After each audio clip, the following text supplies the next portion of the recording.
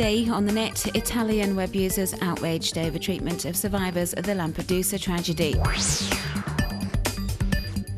NGOs condemn the situation in Russia ahead of the Sochi Olympics. And web giants taking action to bridge the digital divide.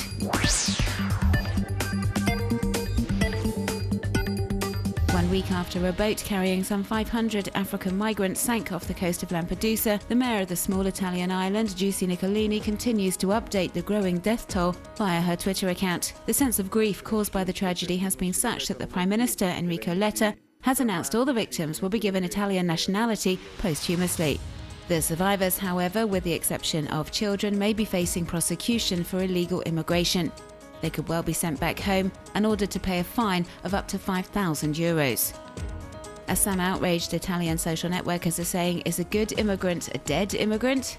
They're focusing in particular on the Bossi-Fini immigration law that makes it an offence to aid and abet illegal immigrants. So interpretations of this law could have dissuaded boat captains from helping migrants in distress.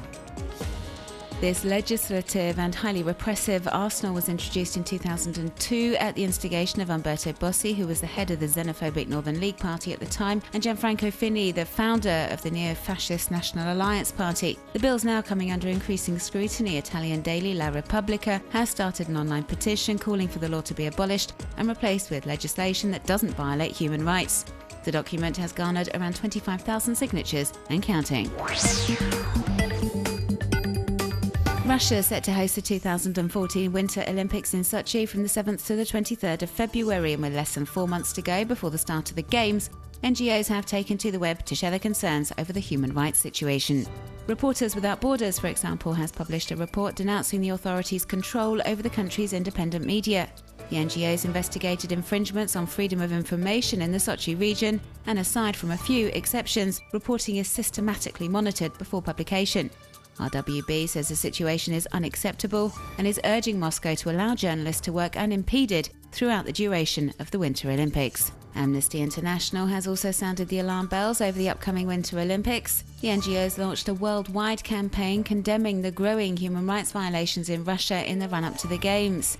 Issues highlighted in the campaign include the recent homophobic laws implemented in Russia, Putin's bans on peaceful protests, and the clampdown on NGOs across the country.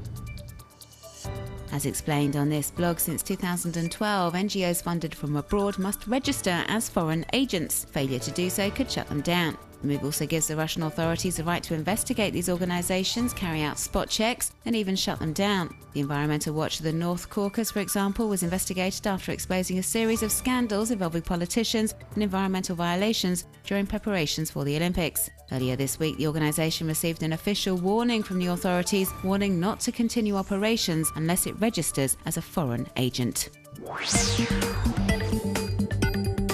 In developing countries, internet access is still a luxury that many people can't afford. And so a new coalition of web companies and organisations, including the likes of Google, Facebook and Microsoft, have joined forces with the World Wide Web Foundation to form the Alliance for an Affordable Internet. The aim being to reduce the cost of broadband access to less than 5% of the average monthly income in each of the countries through technical innovation and vision.